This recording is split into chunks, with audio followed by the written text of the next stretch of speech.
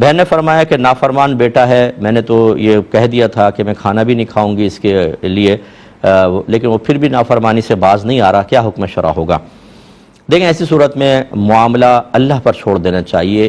ایک ہوتا ہے توکل، ایک ہوتا ہے تفویض، ٹھیک ہے نا؟ دو لفظ استعمال ہوتے ہیں۔ توکل کا مطلب یہ ہوتا ہے کہ کوشش کرنا اور اس کا رزلٹ پر مکمل طور پہ اللہ پہ بھروسہ کرنا، اس میں کوشش نہیں چھوڑی جاتی، یہ ہے توکل، کہ انسان کوشش کرے لیکن کیا نتیجہ نکلے گا اس پہ مجھے اللہ پہ بھروسہ ہے، میرے مرضی کے مطابق بھی نکل سکتا ہے، خلاف بھی۔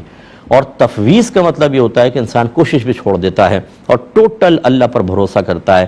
تو بعض صورتیں ایسی ہوتی ہیں جیسے نبی کریم صلی اللہ علیہ وسلم حضرت ابوبکر صدیق رضی اللہ تعالی عنہ کے ساتھ جب ہجرت کے لیے نکلے اور غار ثور میں تشریف لے گئے اور کفار انتہائی قریب تھے، اور صدیق اکبر رضی اللہ تعالی عنہ نے خدشہ ظاہر کیا، رسول اللہ اگر یہ نیچے دیکھ لیں تو ہمیں دیکھ لیں گے۔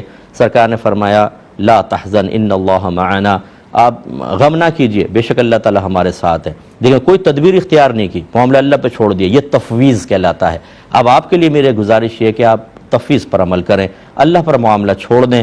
اگر وہ نافرمانی سے باز نہیں آتا، اللہ اس کو ہدایت دے۔ میں نے پچھلے پروگرام میں بھی کہا تھا وہ مسلمان بچہ ہے، آپ کا بچہ ہے، چلو جو اس نے کیا غلط کر رہا ہے، حرام اور گناہ کبیرہ ہے، ماں کا دل دکھتا ہے، آپ درگزر کر دیجئے گا۔ اب یہ معاملہ اللہ پہ چھوڑ دیں، مجھے اللہ کی رحمت سے امید ہے اللہ تعالیٰ دنیا اور آخرت میں کرم فرمائے گا۔